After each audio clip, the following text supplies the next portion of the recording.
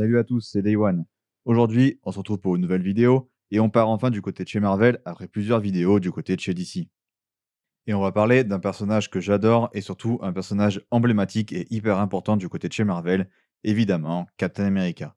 Et je vais plus précisément parler de la série Captain America, la Sentinelle de la Liberté de Colin Kelly. Parce qu'il y a également aussi une autre série Captain America qui du coup fonctionne en binôme avec celle de Steve Rogers. Je sais pas à quel point les deux sont liés parce que j'ai pas encore lu celle de Sam Wilson, mais il me semble bien que c'est comme ça que ça fonctionne. Et pour le coup, je pense vraiment que c'est un bon point de départ pour les personnes qui veulent commencer à lire du Captain America sans forcément se lancer dans des énormes volumes comme le run de Brubaker en omnibus ou encore celui de Mark Waid en omnibus par exemple, ou encore des Deluxe. Bref, c'est un 100%. Pour l'instant, il n'y a qu'un seul tome à l'heure où je vous parle, mais évidemment, ça va continuer à sortir. Le run est vraiment très bon, du coup, sinon je vous dirais pas de commencer par là, et du coup, je m'en vais vous dire pourquoi. C'est parti. Le bouclier n'est pas ce que tu crois. Steve Rogers découvre un terrible secret à propos de son bouclier, un symbole d'espoir et de justice pour des millions d'Américains. Captain America va apprendre que les choses ne sont pas ce qu'elles paraissent, ce qui va transformer sa vision du XXe siècle et sa façon de se battre au XXIe siècle. Bon, déjà, si je vous parle de cette série Captain America pour commencer, c'est vraiment que je la trouve vraiment excellente. Ensuite, je suis pas Nostradamus, j'ai pas lu la suite, donc peut-être qu'avec la suite ça va devenir un peu moins bon, mais honnêtement, Colin Kelly au scénario c'est vraiment excellent. J'en avais déjà parlé notamment dans ma vidéo sur Kang le Conquérant, qui est vraiment un récit que j'adore, un récit complet sur un personnage incroyable, et pour le coup, je fais vraiment confiance au bonhomme pour écrire un bon run sur Captain America. Bon, à part ça, qu'est-ce qui vaut ce tome 1? Bah franchement, il est excellent.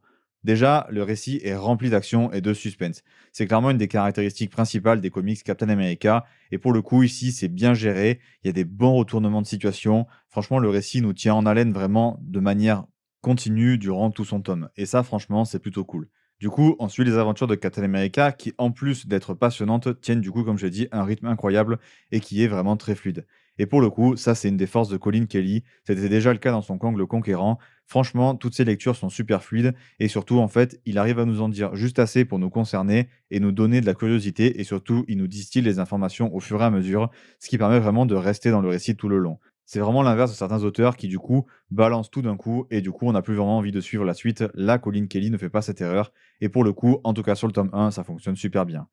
Évidemment, un des thèmes principaux, c'est le combat éternel de Captain America pour ses valeurs et leurs défenses qui, du coup, sont au cœur de l'histoire, évidemment, mais ça, c'est comme sur la majorité des histoires de Captain America. Mais du coup, elles vont se retrouver confrontées à la réalité actuelle de notre époque, et franchement, c'est toujours un combo qui, je trouve, fonctionne plutôt bien. De manière générale, les runs récents sur Captain America, quelle que soit leur qualité, ils utilisent toujours cette espèce d'idéalisme de Captain America qui, du coup, se retrouve confronté à la réalité des choses, et ça fonctionne souvent bien, et ici c'est le cas. Colin Kelly est vraiment un scénariste que j'apprécie beaucoup, notamment grâce à son travail sur Kang, comme je l'ai déjà dit, et du coup, ici, il travaille avec une équipe de dessinateurs excellents pour créer du coup une histoire qui du coup est visuellement époustouflante, et franchement, ça fait vraiment plaisir. Souvent dans des runs, quand les dessins sont pas terribles, ça rend les runs un peu moins iconiques et les gens en parlent moins, et franchement ici, c'est pas le cas. Vraiment, cette série mérite que vous vous attardiez dessus, ne serait-ce que pour les dessins, mais le scénario est aussi excellent, donc franchement, foncez. Et même si vous êtes un lecteur expérimenté, franchement, je peux vraiment vous la conseiller, c'est vraiment du très bon travail. À part ça, il y a la politique, la discrimination et l'identité qui sont parmi les thèmes abordés, du coup, dans ce début de run.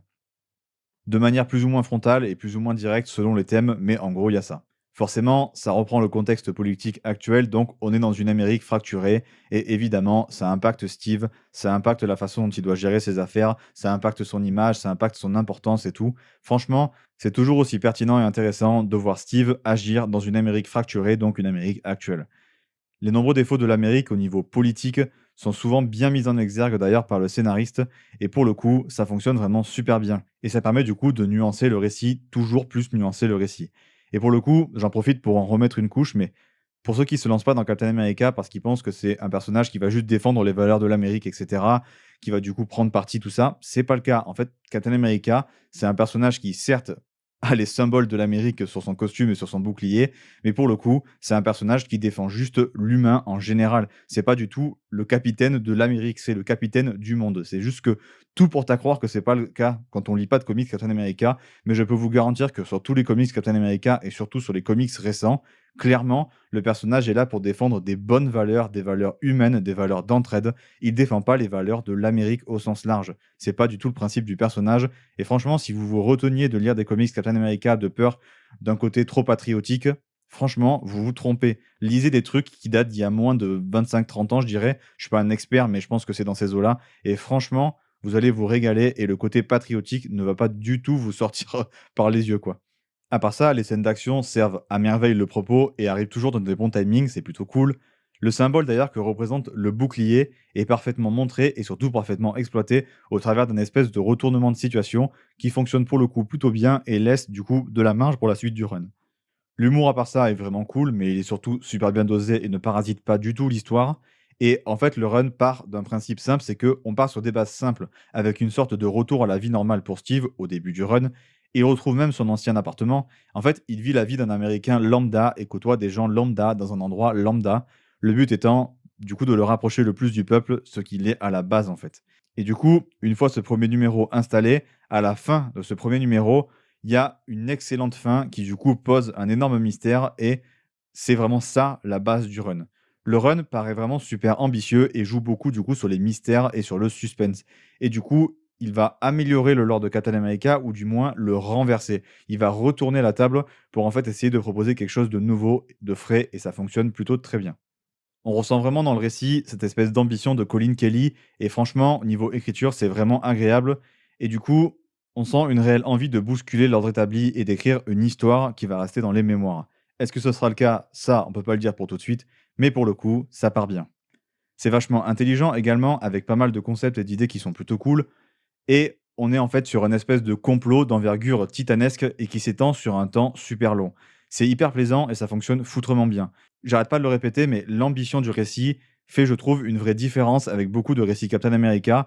C'est que là, on sent vraiment que on est là pour bouger le personnage, on est là pour bouger son histoire, mais tout en le respectant, et ça, c'est vraiment parfait.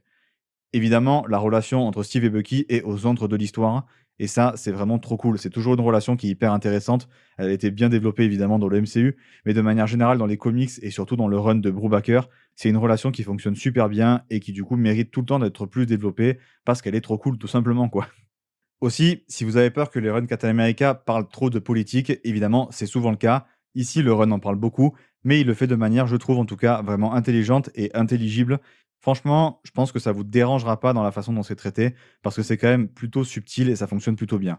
Mais globalement, tout est vraiment très bon, c'est tout quoi. Tous les plot twists fonctionnent plutôt très bien. Colin Kelly cerne vraiment très bien ses personnages, et ça aussi c'est vraiment important quand on écrit des personnages de comics, connaître ses personnages et Colin Kelly, il a l'air de connaître Captain America de manière excellente. Franchement, c'est vraiment très très cool. Niveau personnage, on a un Steve Rogers qui a une lutte intérieure, comme à son habitude, qui est vraiment passionnante. Et du coup, la narration va beaucoup jouer avec ça.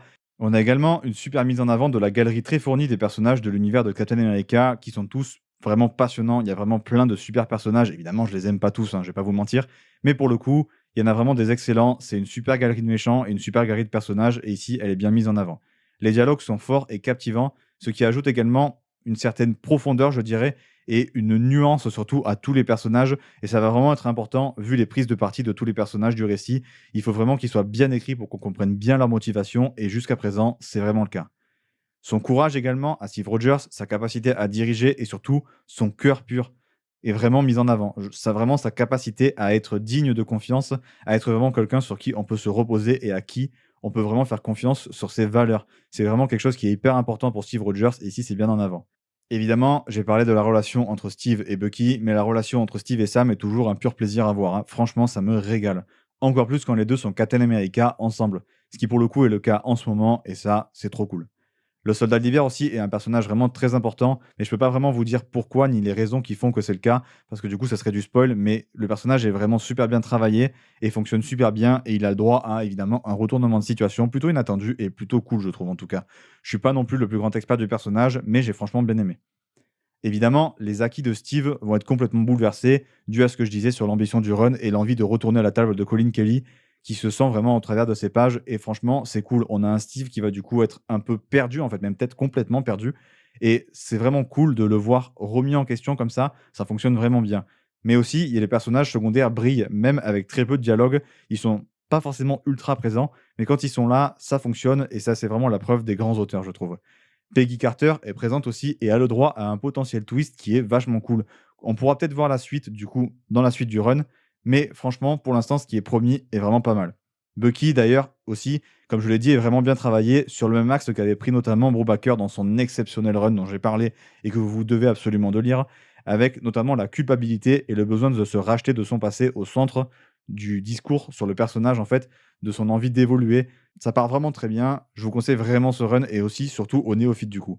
Et comme j'ai dit, au dessin, c'est époustouflant. Visuellement, ça fonctionne trop bien. L'expression des visages des personnages, c'est vraiment du grand art. Quel que soit le dessinateur, ça fonctionne trop bien. Il y a franchement parmi les meilleures planches que j'ai pu voir sur un comics Captain America de toute ma vie. Je suis pas un expert de Captain America, je suis loin d'avoir tout lu, mais de ce que j'ai lu, il y avait des planches tellement belles que je pense qu'elles peuvent vraiment se classer très haut dans le top. Certaines doubles pages, du coup, sont vraiment splendides et on a une vraie iconisation des personnages, ce qui est vraiment important, je trouve, avec Captain America. Iconiser le personnage, surtout dans ses actions, c'est vraiment hyper important, tant le personnage est important de manière générale dans l'univers Marvel et tant les valeurs qu'il porte sont vraiment importantes. Les scènes d'action, globalement, sont excellentes, toutes hyper dynamiques, ça fonctionne super bien. Et il y a aussi un passage où le lecteur devient acteur en tournant les pages dans des idées que je trouve vraiment plaisantes en termes de mise en page. Ça fonctionne vraiment bien. Et forcément, qui dit Run Captain America dit symbole, donc il y a énormément de symbolique, mais aussi de géométrie qui sont utilisées dans le découpage des cases. Et c'est plutôt bien exploité, ça fonctionne plutôt bien. Bref, niveau visuel, c'est excellent. Du coup, pour le conseil lecture, j'en avais déjà parlé dans la vidéo, mais franchement, lisez le run de Ed Brubaker sur Captain America, s'il vous plaît. C'est vraiment une œuvre d'art. C'est incroyable. C'est un run exceptionnel qui dure super longtemps, qui a marqué le personnage à jamais. J'en ai parlé d'ailleurs dans une vidéo, mais vraiment, ne lisez pas ce que je suis en train de vous dire de lire si vous n'avez pas lu le run de Brubaker. Dirigez-vous plus sur ça. Vraiment, à part si niveau budget c'est compliqué pour vous, ce que je peux comprendre parce que le run de Brubaker est ultra long. Mais pour le coup, à part ça, vraiment le run de Brubaker surpasse tout ce que j'ai pu lire sur Captain America. Vraiment, c'est exceptionnel. Lisez-le. Vraiment, lisez-le. Sur ce, c'est tout pour moi. C'était Day One et à la prochaine.